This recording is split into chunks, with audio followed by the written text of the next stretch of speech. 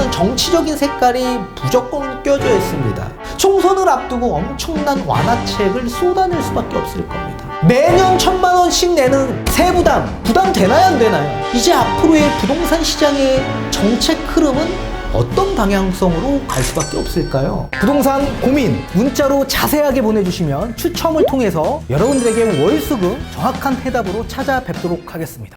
뒷번호 7504님께서 보내주신 부동산 고민입니다. 매일 좋은 영상 감사합니다. 위례 24단지 24평형 월세 170만원 받습니다. 명의는 전부 공동입니다. 내년에 끝나 비과세 받고 팔 생각 중입니다. 저는 위례더일 55 34평형 작년 6월부터 살고 있는 중입니다. 제 생각이 맞는지요? 라고 보내주셨네요. 전문가님 답변 부탁드리겠습니다. 네, 일단 답변부터 드리도록 하겠습니다. 저는 매도하시는 쪽보다는 보유하시는 쪽으로 의견을 드리고 싶습니다. 우리 구독자님처럼 일시적 2주택 양도세 비과세 혜택을 받기 위한 목적으로 지금 큰 폭으로 하락된 시점에 하락한 금액으로 매도 계획을 세우시는 분들이 종종 많이 보이는데, 우리 구독자님 만약에 집값이 다시 반등하는 시기가 찾아오거나 또는 세금적인 부담이 줄어드는 형태가 나오게 된다면 자산 증식은커녕 오히려 자산 손실로 이어질 가능성이 매우 높기 때문에 저는 보유 의견을 드리는 겁니다. 이거는 개개인마다 자산 현황이 다 다르기 때문에 답변이 달라질 수 있겠지만, 우리 구독자님 같은 경우에 부채에 대한 부담이 없는 상태에서 매도를 계획하는 건 올바른 방향이 아니다. 그 이유를 뒤에 판서를 통해서 좀 더 자세히 설명을 도와드리도록 하겠습니다. 자, 지금 우리 구독자님이 보유하신 지금 아파트들이 위례 신도시에 다 밀집되어 있습니다. 여기 위례 더일 아파트에 거주 중에 있다라고 하셨고, 그리고 위례 꿈의 그린 아파트에 지금 월세를 주고 계신 형태다라고 하셨습니다. 그래서 현재는 2주택이지만 일시적 2주택으로 보여지고 있기 때문에 비과세를 받기 위한 목적이다. 다만 저는 비과세 매도보다는 당연히 2주택 보유 의견을 드리고 싶은 겁니다. 그 이유를 뒤에 판서를 통해서 좀 더 자세히 설명을 도와드리도록 하겠습니다. 자, 지금 우리 구독자님이 위례에 두 채를 보유하고 계십니다. 위례 꿈의 그린 아파트 20평대 보유 중에 있으시고, 여기 공동명의로 되어 있다라고 하셨습니다. 그리고 지금 현재 여기에는 월세를 주고 계신다라고 하셨는데, 월세 보증금이 얼마 들어가 있는지는 정확하게 기재가 되어 있지 않아 잘 모르고 일단 월 170만 원씩 받고 계신다라고 하셨습니다. 그리고 내년이 돼서는 월세 만기 만료가 시작되는 게 내년이다라고 하셨습니다. 내년. 그렇다면 내년에 월세가 끝나는 시점에 실거주자한테 매도를 계획하고 있다라고 생각이 드는데, 여기 플러스 B라는 주택이 또 한 채가 있는 거죠. 여기도 앞전에 보신 데처럼 위례 더일이라는 아파트인데 여기는 실거주 중에 있다라고 하셨습니다. 평형대는 30평대로 되어 있어서 8호 타입. 그리고 2021년 6월 달에 취득을 하셨다라고 하셨습니다. 그리고 여기 거주 중에 있다라고 하셨습니다. 자, 이런 상황에서 우리는 2주택자인데 당연히 뭐 A주택은 비과세 요건이 충족이 되는 것으로 판단이 돼서 신규 주택을 취득한 시점에서부터 2년 이내에 매도하게 되면 일시적 2주택으로서 비과세를 받으실 수가 있는 거죠. 따라서 위례 꿈에 그린 아파트를 만료가 되는 시점에 실거주자한테 그냥 매도 계획을 세우겠다라고 생각을 하고 계신 것으로 보여지고 있습니다. 자, 그런데 앞전에 제가 말씀드린 대로 고금리가 기준금리 인상이 계속적으로 진행이 될 수만은 없는 거죠. 그리고 가장 중요한 건 부동산은 정치적인 색깔이 무조건 껴져 있습니다. 자, 부동산 정책이라는 건 정치인이 입법을 추진하고 있는 그런 법률 개정에서 이 정책 실현이 되는 거기 때문에 반드시 정치적인 색깔이 껴져 있다. 자, 그런데 중요한 건 이제 앞으로의 부동산 시장의 정책 흐름은 어떤 방향성으로 갈 수밖에 없을까요? 제가 봤을 땐 규제가 앞으로 더 강화해질까요? 아니면 규제가 더 완화해질까요? 당연히 완화책이 나올 수밖에 없겠죠. 지금 집값 하락세에 계속적으로 접어들는 시점에 미분양 추이도 늘어나면서 지금 레고랜드 사태 이후로 지금 미분양 추이 그리고 PF 대출 실행도 지금 되지 않는 상황에서 이 건설 경기가 굉장히 최악으로 치닫고 있는 시점에 앞으로 완화책들은 계속적으로 나올 수밖에 없을 겁니다. 자, 이런 시점에서 만약에 집값 반등이 일어나게 된다라고 한다면 우리 구독자님은 엄청난 하락폭이 큰 상황에서 매도 계획을 세우셨다면 재산상의 손실이 엄청나게 크게 발생될 수밖에 없겠죠. 자, 그리고 또 그런 상황에서 만약에 세금적인 부담이 계속적으로 지금보다 줄어드는 형태가 나오게 된다라고 한다면 어떻게 될까요? 당연히 큰 손실이 발생될 수밖에 없을 겁니다. 구태여 매도하지 않아도 될 상태에서 매도 계획을 세우셨기 때문에 그렇죠. 자, 그렇다면 우리는 일단 세금적인 부담이 커지는 상태인지 줄어드는 상태인지를 일단 판단을 해봐야 될 텐데 앞전에 제가 보니까 위례 꿈의 그린 아파트의 공시 가격이 얼마였냐면 10억 선에 책정이 되어 있었습니다. 그리고 위례 더일 아파트도 마찬가지 공시가격이 10억 정도에 형성이 되어 있다. 자, 그러면 공시가격 합산이 얼마 정도 됩니까? 공시가격 합산이 약 20억 정도가 되는 거죠. 이런 상태에서 지금 위례 더일 아파트도 공동명의로 되어 있다라고 하셨습니다. 그러면 각각 공동명의로 되어 있기 때문에 공시가격 합산 20억에서 우리 배우자분과 우리 구독자님분 이렇게 인별과세로 각각 나누게 된다라고 한다면 각 공시가격은 10억이 되는 거겠죠. 자, 그러면 공시가격 10억에서 종부세가 과연 얼마 정도 나오는지를 일단 판단을 해봐야 될 텐데 우리 구독자님이 지금 1식 2주택이지만 양도세 비과세를 받지 못하고 그냥 보유를 하게 될 경우에 그냥 2주택, 다주택자가 돼버립니다. 그럼 만약에 다주택이 될 경우에 종부세에 대한 부담이 있을지 없을지를 일단 판단을 해봐야 되겠죠. 자, 지금 현재 올해 기준에서 종부세 공제액이 다주택자 같은 경우에 6억이 공제가 됩니다.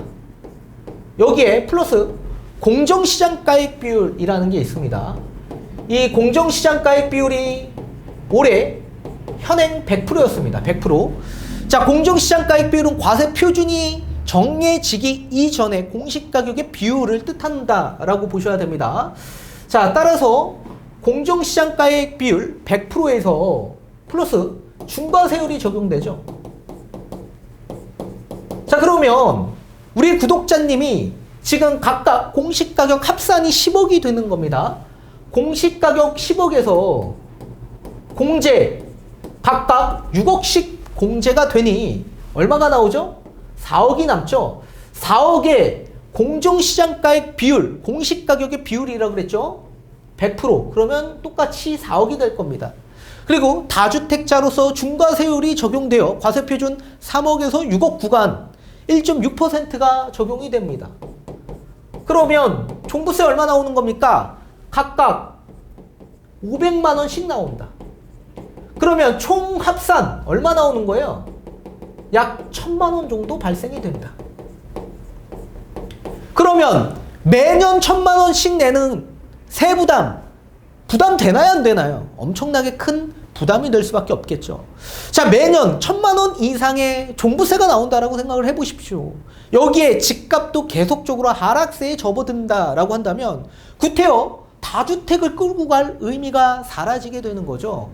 그렇기 때문에 우리 구독자님도 차라리 이렇게 골치 아플 바에는 그냥 1주택으로 가는 게 속 편하다라고 생각을 하셨을 수도 있을 겁니다. 그런데 이게 올해 개정이 되었습니다. 자, 어떤 방향성으로 개정이 되었냐?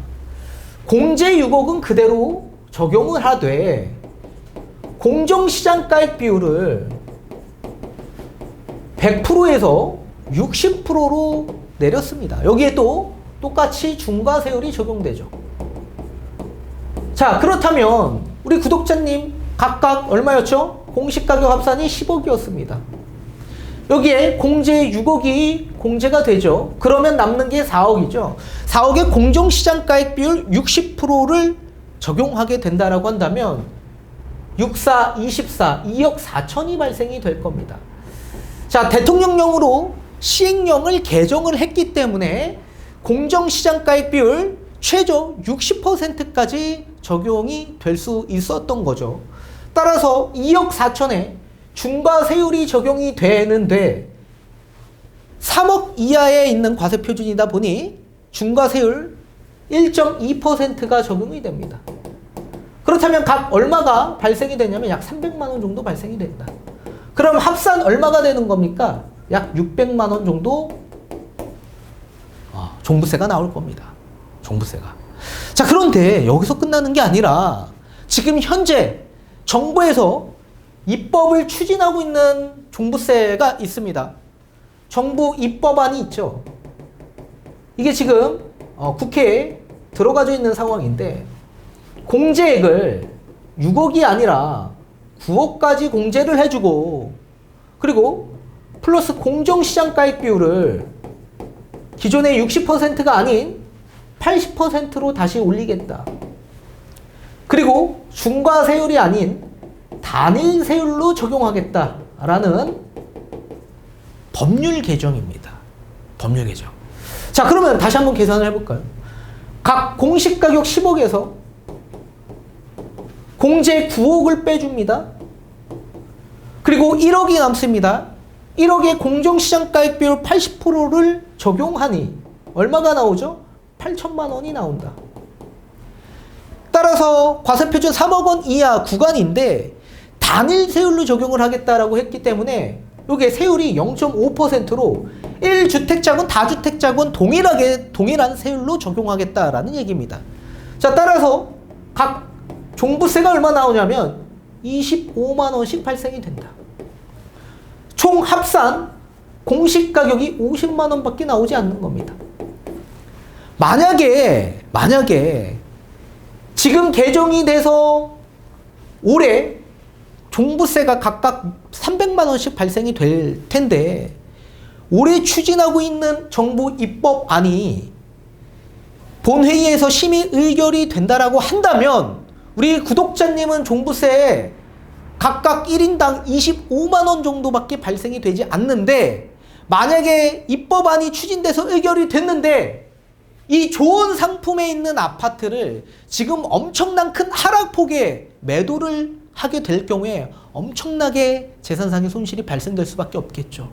그동안 우리가 생각했던 다주택자의 종부세 부담안 이게 엄청나게 큰 폭으로 줄어들었는데 구태여 매도하지 않아도 될 상품을 이 좋은 상품을 우리 구독자님은 엄청난 조바심 그리고 비과세를 받기 위한 목적으로 매도를 해서 재산이 엄청나게 쪼그라든 상태를 맞이할 수밖에 없을 겁니다. 자, 그런데 만약에 이게 정부 입법안이 추진했다가 의결되지 못하는 상황이 또 발생되지 않겠습니까? 본회의에 통과가 되려면 민주당의 협치가 필요한데 민주당이 동의를 해주지 않을 경우에 입법안은 통과되지 못할 수도 있을 겁니다. 그렇다면 정부가 가만히 있을까요? 자, 앞전에 제가 뭐라고 그랬습니까? 부동산은 정치적인 색깔이 반드시 껴져 있다고 했습니다. 정부와 여당 입장에서 지금 지지율이 엄청나게 하락하고 있습니다. 이런 하락된 지지율에서 2024년 4월에 총선이 있습니다. 총선을 앞두고 엄청난 완화책을 쏟아낼 수밖에 없을 겁니다. 자, 총선을 위해서는 엄청난 부동산 완화책이 나올 텐데 그 완화책은 당연히 정상화 발표이겠죠. 자, 그러면 그 시점 때까지는 정부에서는 다시 이 개정안을 통해서 종합부동산세법 시행령 개정을 통해서 또다시 공정시장가액 비율 60%를 적용할 수밖에 없을 겁니다. 민주당에서 협치해주지 않은 한 계속적으로 60%의 공정시장가액 비율을 적용할 거다. 시행령을 개정해서. 따라서 정부 입법안이 추진되지 못한다라고 하더라도 다시 공정시장가액 비율을 인하해 세금을 줄이는 방향을 선택할 수밖에 없겠죠. 이 방향성은 윤석열 정부가 집권하는 그 시기 때까지는 계속적으로 이루어지는 형태가 나올 수밖에 없다. 따라서 앞으로 구독자님은 종부세에 대한 부담이 지금보다 현저히 더 줄어들 수밖에 없다라고 보셔야 되고 만약에 정부 입법안이 언젠간 추진이 돼서 통과가 된다라고 한다면 우리는 이 정도의 엄청난 적은 세금이 나올 수밖에 없기 때문에 구태여 매도 타이밍을 잡을 필요가 없다라고 제가 말씀을 드렸었습니다. 또 이제 앞으로는 계속적인 규제 완화 카드들이 계속적으로 나올 텐데 조정 대상 지역 해제가 발표가 되고 서울까지도 해제가 된다라고 한다면 투자 수요층들이 또 중심부로 유입이 될 수밖에 없을 거죠. 그리고 중심부 유입으로 인해 또 이게 풍선 효과로 우리 같은 위례 신도시도 계속적으로 투자 수요층들이 유입될 수밖에 없을 겁니다. 따라서 반드시 우리는 1주택이 아닌 2주택 투자 전략으로 가셔야 되고, 지금 여기에서 월세 170만 원씩 받고 계시는데 월세 170만 원이면 1년이면 2천만 원 정도의 월세 수입이 발생될 겁니다. 그렇다면 나중에 법이 추진돼서 통과가 돼서 각각 25만 원씩 50만 원 납부하는 건 아예 부담도 안 되는 금액이 될 수밖에 없을 거고, 또 600만 원 총 합산 종부세가 나온다라고 하더라도 우리 구독자님은 아무런 세금적인 부담 없이 2주택을 계속적으로 끌고 갈 수 있을 겁니다. 2주택을 끌고 가야 되는 그 시기는 집값이 다시 반등해서 집값이 다시 상승하는 시점 때까지는 잘 보존하게 된다, 보유하게 된다라고 한다면 집값 상승분이 계속적으로 반영될 수밖에 없겠죠. 반드시 기억하셔야 되는 부분은 정치적인 색깔은 이제 앞으로 정상화 색깔로 갈 수밖에 없다. 정상화 발표안들이 앞으로 계속적으로 발표됨으로써 우리 구독자님 같은 다주택자분들의 부담을 더 줄이는 방향성으로 갑니다. 기억하십시오.